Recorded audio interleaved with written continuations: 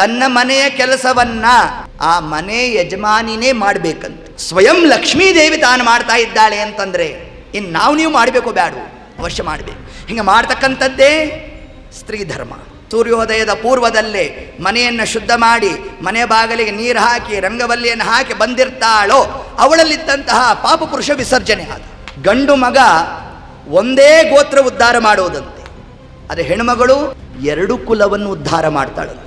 ಒಬ್ಬ ತನ್ನ ತಂದೆ ತಾಯಿಯ ಸೇವೆಯನ್ನ ಮಾಡಿದ್ದಾನೆ ಅಂತಂದ್ರೆ ಏನು ಫಲ?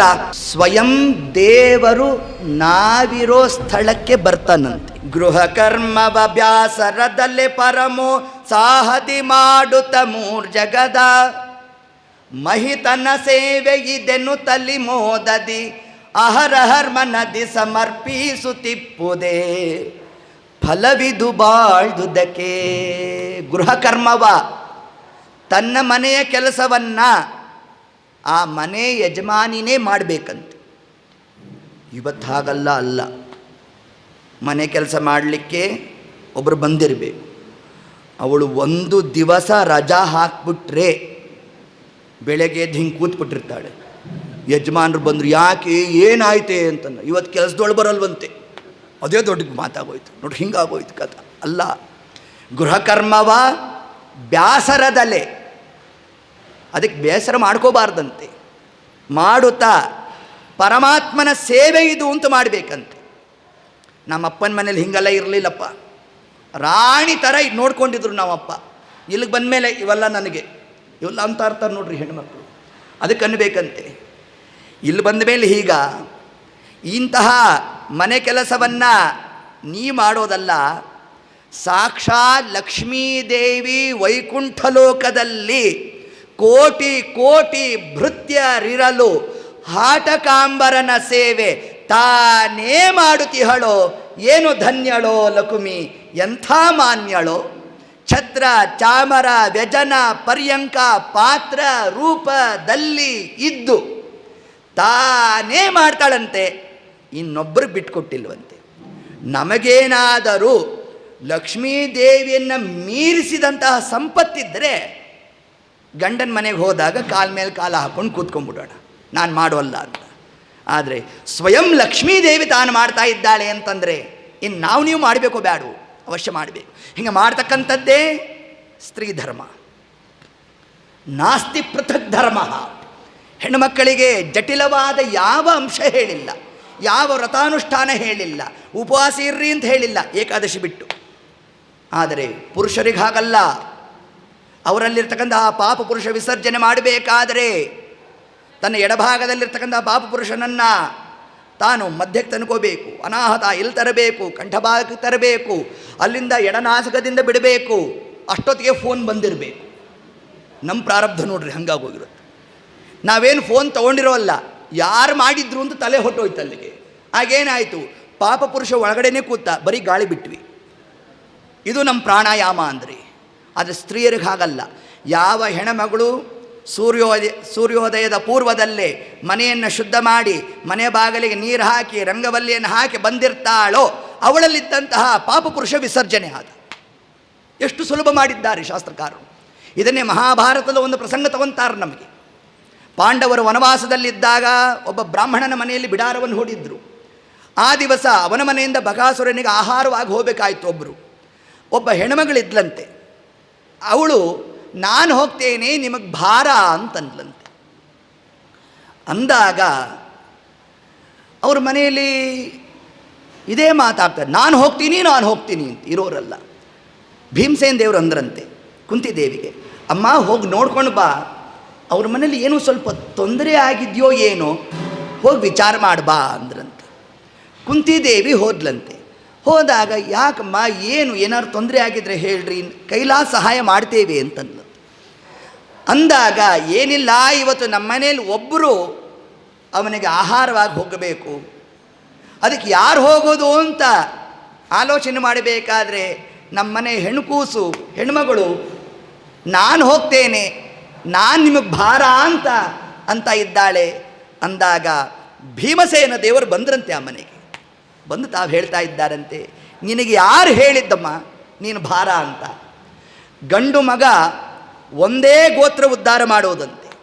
ಅದೇ ಹೆಣ್ಮಗಳು 2 ಕುಲವನ್ನು ಉದ್ಧಾರ ಮಾಡ್ತಾಳಂತೆ. ಅಷ್ಟು ಉತ್ಕೃಷ್ಟವಾದ ಸ್ಥಾನ ಇತಿಹಾಸ ಪುರಾಣಗಳಲ್ಲಿ ನಾವು ಕಾಣ್ತಾ ಇದ್ದೇವೆ. ಕನ್ಯಾ ಒಬ್ಬ ಹೆಣ್ಮಗಳು ಕುಲದ್ವಯ ತಾರಣಿ, 2 ಕುಲವನ್ನು ಉದ್ಧಾರ ಮಾಡ್ತಾಳಂತೆ. ಒಂದು ತಾಯಿ ಮನೆ, ಇನ್ನೊಂದು ಗಂಡನ ಮನೆ.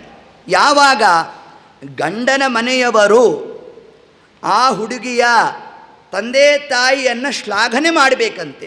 ಅಬ್ಬಾ, ಇವರ ತಂದೆ ತಾಯಿ ಎಂತಹ ಸಂಸ್ಕಾರ ಕೊಟ್ಟಿದ್ದಾರೆ, ಎಷ್ಟು ಸುಂದರವಾದ ಈ ಒಂದು ಸಂಸಾರವನ್ನು ನಿಯೋಜಯಾಮಾಸ ತಾನು ನಡೆಸ್ತಾ ಇದ್ದಾಳೆ ಅಂತ ಯಾವಾಗ ಆ ಅತ್ತೆ ಮಾವಂದರು ಆ ಹೆಣ್ಮಗಳ ತಂದೆ ತಾಯಿಯನ್ನು ತಾವು ಸ್ಮರಿಸ್ತಾರೆ, ಆ ಹುಡುಗಿಯ ತಂದೆ ತಾಯಿಯ ಮನೆಯ 21 ಪಿತೃದೇವತೆಗಳು ಉದ್ಧತರಾಗ್ತಾರಂತೆ. ನೋಡಿ, ಇಷ್ಟು ಮಹತ್ವ.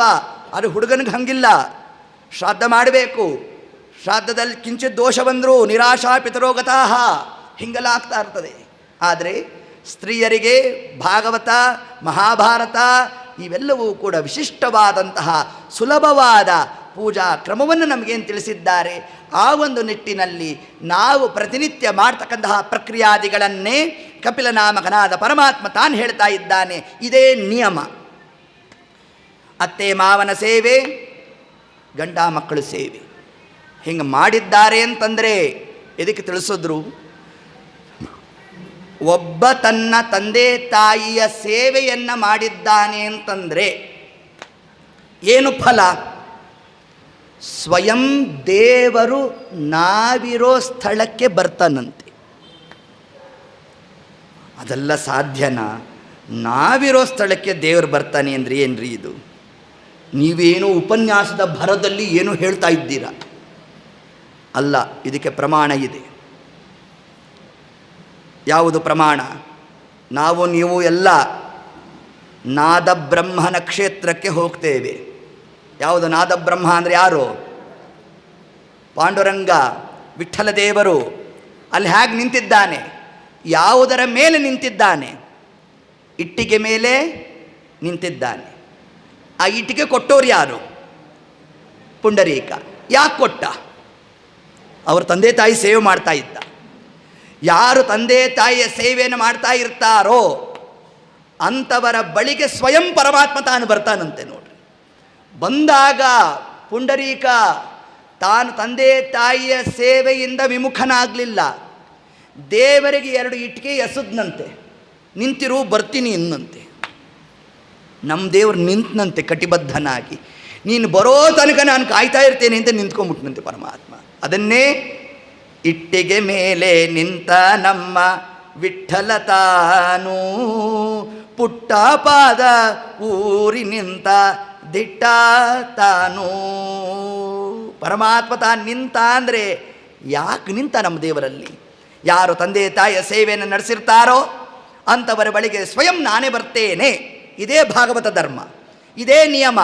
ನಾವು ಧ್ಯಾನಕ್ಕೆ ಕೂಡೋದು ಅಂತಂದರೆ ಅದಕ್ಕೆ ಪೂರ್ವ ಸಿದ್ಧತೆಯಾದಾಗಿರಬೇಕು.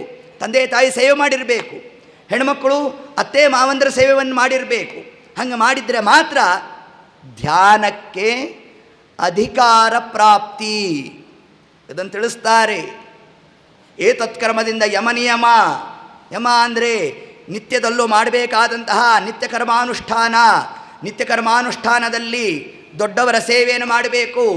ಆ ಸೇವೆ ಮಾಡಿದರ ಫಲ ಏನು? ಒಬ್ಬ ಮಗ ತನ್ನ ತಂದೆ ತಾಯಿಯ ಸೇವೆಯನ್ನು ನಡೆಸಿದ್ದಾನೆ ಅಂತಂದರೆ ದೇವೇಂದ್ರನ ಸಭೆಗೆ ಹೋಗ್ತಾನಂತೆ, ಇಂದ್ರಲೋಕಕ್ಕೆ ಕರ್ಕೊಂಡು ಹೋಗ್ತಾರಂತೆ. ಮಗ ತನ್ನ ತಂದೆ ತಾಯಿಯ ಸೇವೆಯನ್ನು ಮಾಡಿದ್ದರೆ ಏನು ಫಲ? ಅದಕ್ಕೆ ದೇವೇಂದ್ರನ ಸಭೆಯ ತೋರುವರೋ ನಿನಗಲ್ಲಿ ಅಂತಾರೆ ಪುರಂದರದಾಸರು.